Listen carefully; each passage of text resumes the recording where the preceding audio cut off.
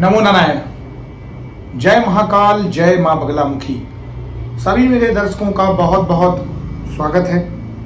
आशा करता हूँ आप सभी लोग स्वस्थ होंगे, आपकी आध्यात्मिक उन्नति आगे बढ़ रही होगी।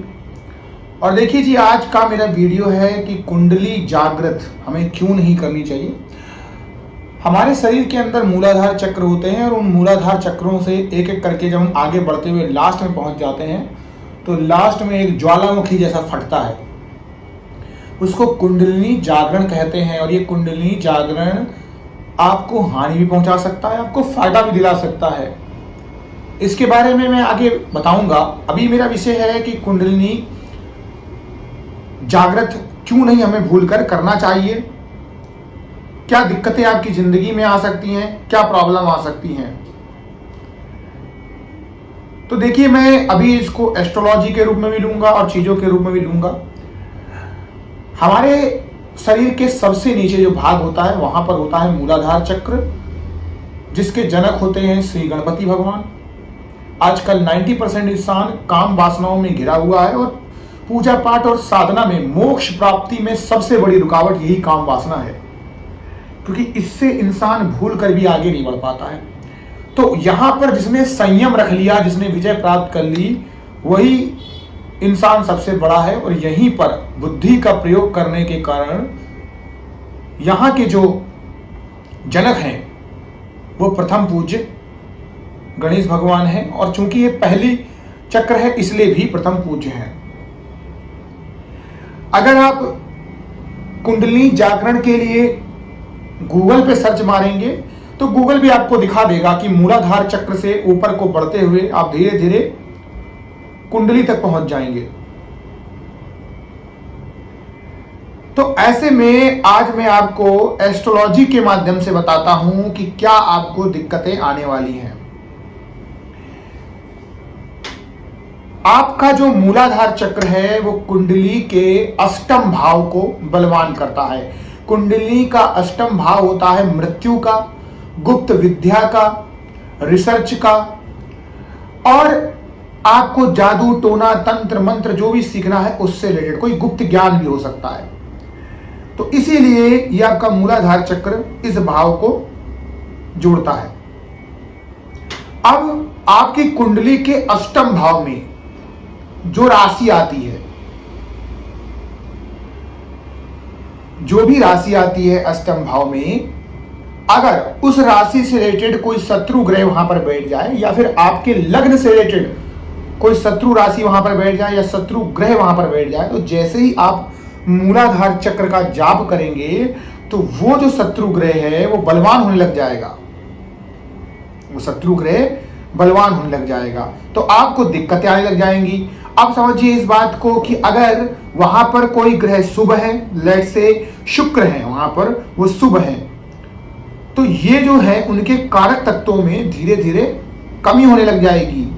वो ग्रह शांत हो जाएगा, क्योंकि मूलाधार चक्र को जब आप जागृत करते हैं तो उसमें विजय पा लेते हैं। जब आप विजय पा लेते हैं तो धीरे धीरे आपको उसके प्रति चाहत कम हो जाती है, आप जीत जाते हैं चीजों को, फिर आप उस चीज से रिलेटेड शांत हो जाते हैं, यानी काम वासना से रिलेटेड आप शांत हो जाएंगे। तो इसके कारण आपका वो जो ग्रह है वो कमजोर हो जाएगा। और जब शुक्र कमजोर होगा तो आपको बीमारियां होने लग जाएंगी, आपको गुप्त रोग होने लग जाएंगे। तो ऐसी बहुत सारी दिक्कतें आपको शुक्र से रिलेटेड होने लग जाएंगी। आपके बने बनाए रिश्ते में कड़वाहट आ जाती है। और बहुत से ऐसे उदाहरण देखे गए हैं जिसमें कुंडलिनी शक्ति जागृत करने के बाद उनका अच्छा तो कम हुआ, आपको इससे रिलेटेड वीडियो बहुत ज्यादा मिल जाएंगी, बुरा हुआ। और जिन्होंने खुद कुंडलिनी जागृत करके फोकस किया होगा वो उन्होंने खुद पाया होगा कि जिंदगी में अवसाद, चिंता, तनाव, ये सब चीजें आने लग गई एक के बाद। इसका कारण पता है क्या होता है? इसका कारण यह है सही प्रकार का मार्गदर्शन न होना। सही चीजों का जब आपकी जिंदगी में मार्गदर्शन नहीं होता है, जब आप सही गुरु से समझकर कोई कुंडलिनी को सही तरीके से जागृत नहीं करते हैं तो चीजें दिक्कतें आती हैं। जब आपको पता ही नहीं है कि फसल में हम कौन कौन से खनिज पदार्थ का प्रयोग करें, क्या क्या हम उसमें खाद लगाएं, कैसे सींचे, किस समय में बोएं, रोपें, तो आप कभी भी एक अच्छी फसल नहीं कर पाते। जितना ध्यान, जितना रिसर्च आप कुंडली को जागृत करने में लगा रहे हैं, अगर उतना रिसर्च आप ये जानने में लगा दें कि सही तरीके से कैसे कुंडली को जागृत किया जाए, तो शायद आप विजय पा जाएं। तो कोई भी ग्रह जब उसकी कमी हो जाएगी तो हमें बहुत दिक्कतें आने लगेंगी। जैसे सूर्य के कमजोर होने से हमें आंखों के दर्द हो जाएंगे, आंखों कमजोर हो सकती है, हड्डियों के रोग हो सकते हैं, हड्डी टूट भी सकती है। अगर आपका चंद्रमा कमजोर हो गया तो मानसिक रोग हो सकता है, जलीय रोग हो सकते हैं, यानी सर्दी, खांसी, जुकाम। मंगल कमजोर हो गया तो खून से संबंधित रोग हो सकते हैं, खून की कमी, प्लेटलेट्स की कमी हो सकती है, रेड सेल्स की कमी हो सकती है, क्रोध अधिक हो सकता है। बुध के कमजोर होने से आपका बिजनेस ठप पड़ सकता है, कि बुद्धि कम काम कर सकती है। गुरु ग्रह अगर आपका कमजोर हो जाती है तो आपको पीलिया हो सकता है, लीवर की प्रॉब्लम हो सकती है, कान के रोग भी हो सकते हैं। शुक्र ग्रह से आपकी इंद्रियां कमजोर हो सकती है, वीर्य की कमी हो सकती है। शनि ग्रह के कमजोर होने से लकवा, पोलियो, इस तरीके की बीमारियां हो सकती हैं, जलन हो सकता है।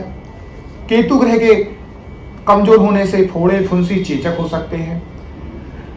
तो ऐसे बहुत सारी चीजें होती हैं। इसके अलावा भी जैसे दुख, दरिद्रता, अपमान, ये सब चीजें आपकी जिंदगी में धीरे धीरे आने लगती हैं।